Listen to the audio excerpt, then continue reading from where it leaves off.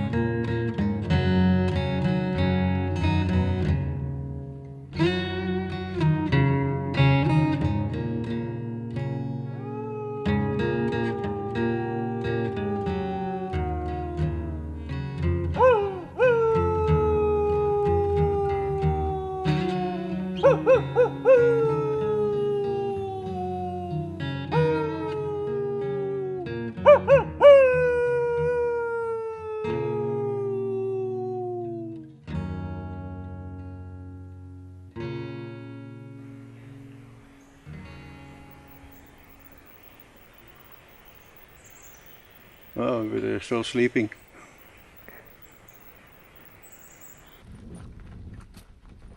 I don't think of myself as a mountain man, but the original, where it originated from to get out here is I was brought up in a very small community in Germany, uh, less than 100 people, and even though I worked in Toronto for 10 years to start with, when I first came here in 1954, it never really appealed to me, the big city, and I was always looking for something outside.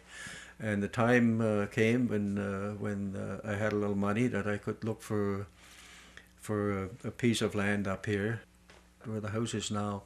I looked out onto the river and I said, no question, this is it. Mm-hmm. Yeah. And never looked back since. We bought the place and beautiful. The feeling I have to be here is sort of a pioneer spirit, because I came here when there was no hydro and no telephone. We communicated with the outside by going there, just driving in and out. At heart, I have a good relationship with city. It's just that personally, I prefer to live in the country. I prefer to live, and maybe that has something to do with where and when I was brought up in Germany and on my grandparents' farm. It was just at the end of the Second World War. My mother had a hard time providing me with food and looking after me, so she brought me to my grandparents' place. I think were formative years in my life that made me want to come out here and experience it for the rest of my life. The land is here. You have more freedom here. There's no after-war effects like we had back home.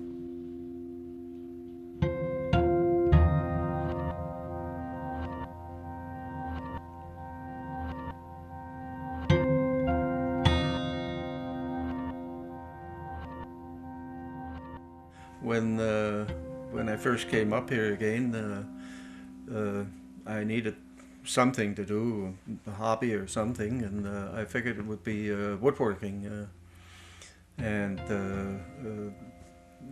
I had an old bowl, an old burl laying in the house, and it looked like I could carve something out of it. And I started carving. You want me to pick that up now? Sure. Okay. And this is the burl, and I started carving this burl, and I found the beauty that came out of it. It's actually, this burl was laying in the water for about 300-400 years, mainly because the tree had actually rotted away from it, and that was the only thing that was left. It was a beautiful piece of wood and turned into bowls, and I figured, hey, this is what I want to do. This is going to be a nice hobby. Now this is called Neptune because it's been laying in the water for so long, and that was my first piece, and that's, like I say, that's how I got into carving.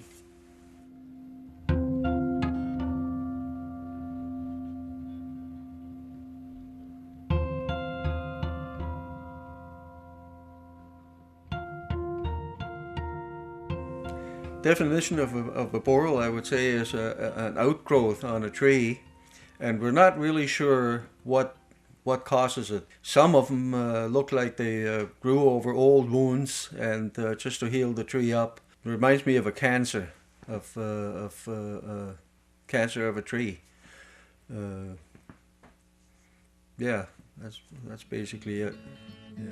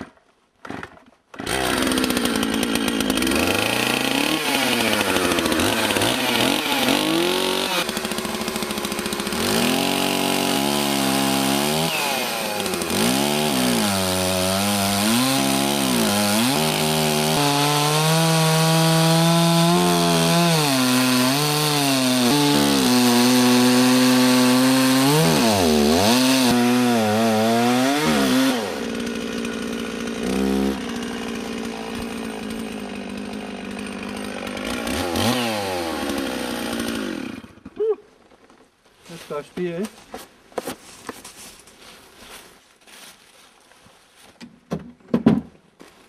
Oh! Heavy enough.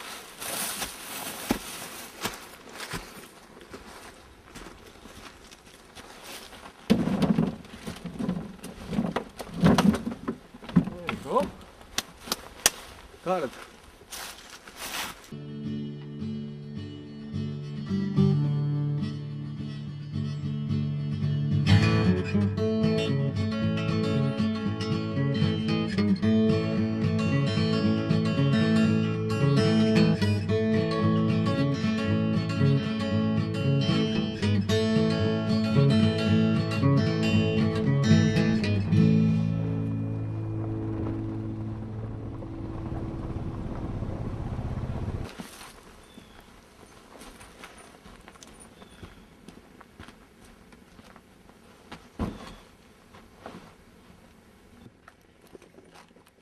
You don't know in the beginning what it's going to be like, where it's going to crack, where it's going to be punky. Punky meaning soft wood that is going to fall away from it, and the finished shape is quite a bit different from the original piece that you pick up in the bush and that you start carving.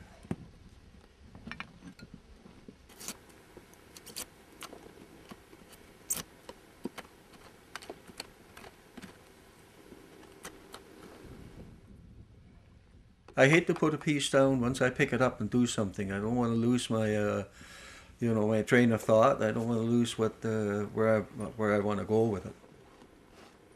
I always work with my hands, and I'm practical with them.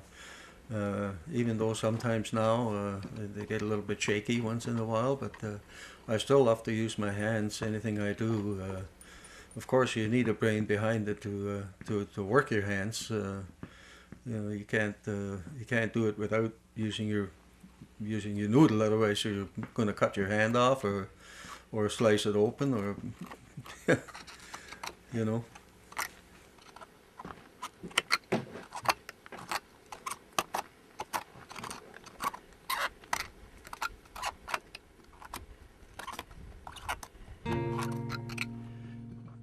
I mean, whatever you see here on building, on road, and hydro line, I put it in. Like you mentioned it before, I like to work with my hands, and that's what I did.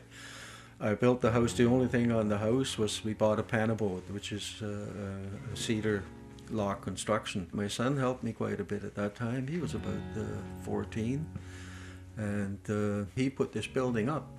Him and a friend was 15. I told the two of them what they had to do at the beginning of the day when I left, and built me this wall today and built me that wall tomorrow, and and they did. And whenever you got that finished, you can go out and play.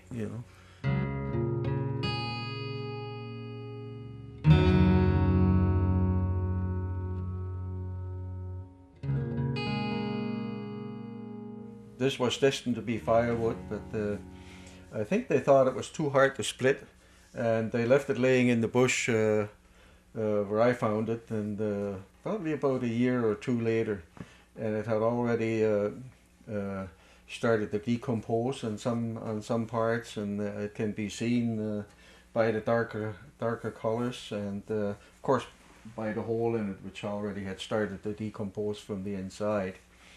And it was huge. It was twice the size of it is now. They started carving from the outside, from the inside, and finally came to the shape of what you see here now.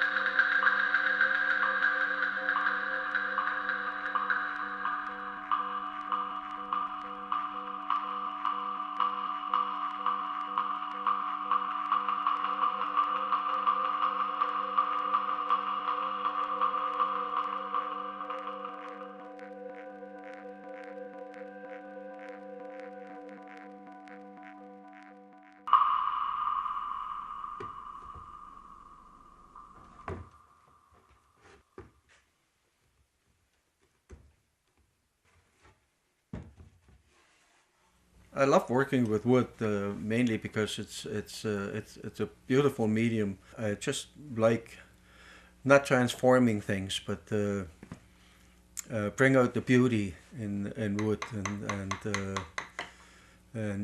let other people see what's actually in it. I've heard the word deductive art before. And I think that's kind of what it is. You create something by taking something away.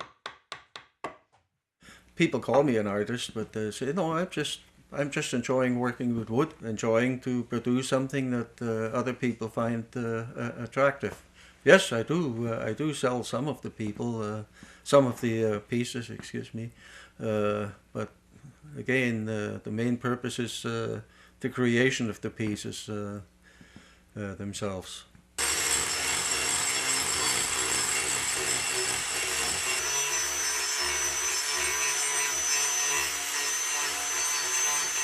I don't have a vision of what it should look like when it's finished. I'm looking to accentuate whatever the piece has. Like dig a little bit here, dig a little bit there, make it a pleasant form. I don't like anything square or straight on it. I like to have a natural shape, and that's what I call the soul of the wood, the finished piece.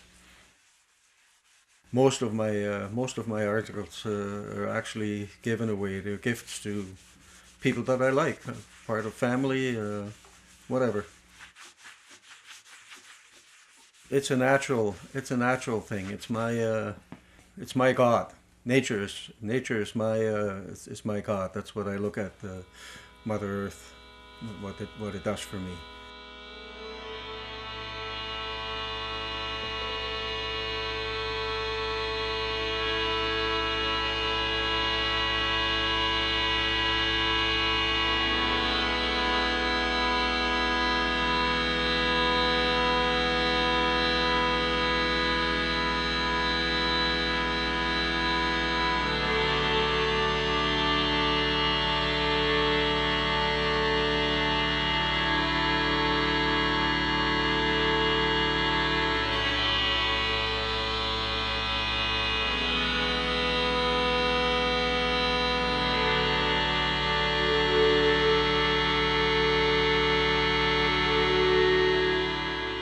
The Magnetawan River was a trading route at one time for the natives.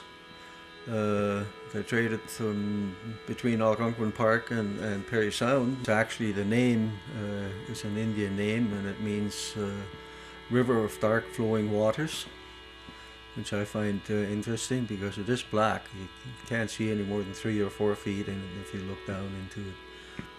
So it was used extensively for logging, and this can be seen today by a lot of logs are still laying at the bottom of the river.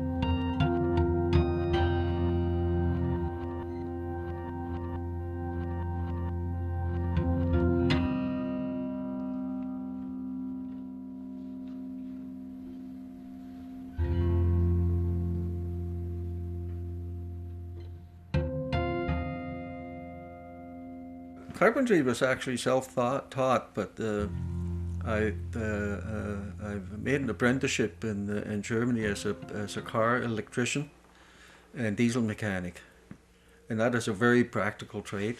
You know, you at that time I remember a few things. It was shortly after the war when I started my apprenticeship, and it was in a city by the name of Pforzheim. And the shop that was there where I learned my trade was totally bombed at one time, and they just put that one shelter up so they could start repairing cars again. And when we worked there, we had to go and look for parts. And the boss said, "Well, come on with me." And we went what used to be the storeroom. And he said, "Well, start digging right here. That's where the shelf was at one time. That's where it was." And sure enough, we started digging around in the debris, and we found the parts that we needed, which was, today looking back, is quite unique, you know.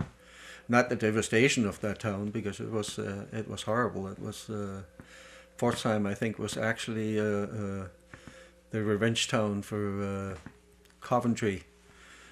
Pforzheim was a city of, I think, 80,000 people. I'm not sure anymore. It was horrendous. Like they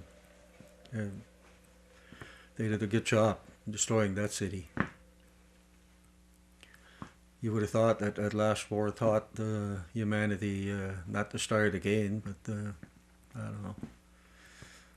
What did one man say at one time? I guess we're not truly human yet.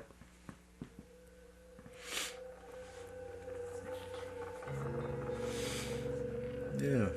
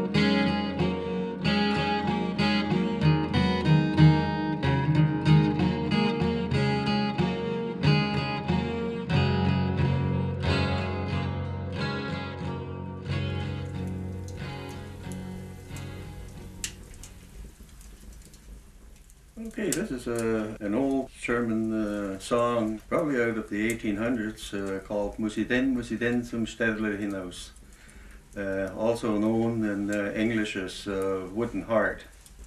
And I can't sing it very well, so I'm going to whistle it for you. It goes something like this.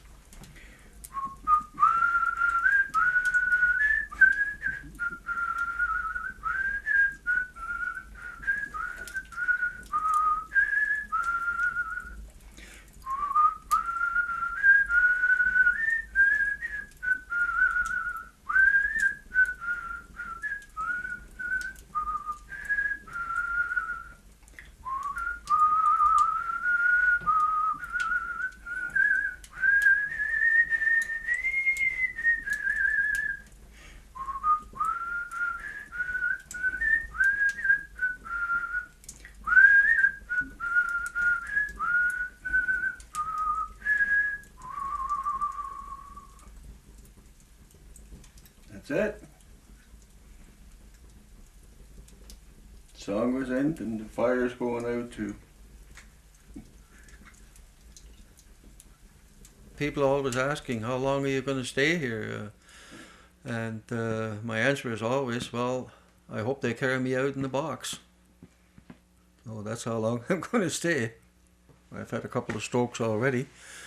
You know, one of them may come along and make a babbling idiot out of me, and then I don't care what they do with me. But I'd like to stay here and, you know, wake up one morning and not be there anymore.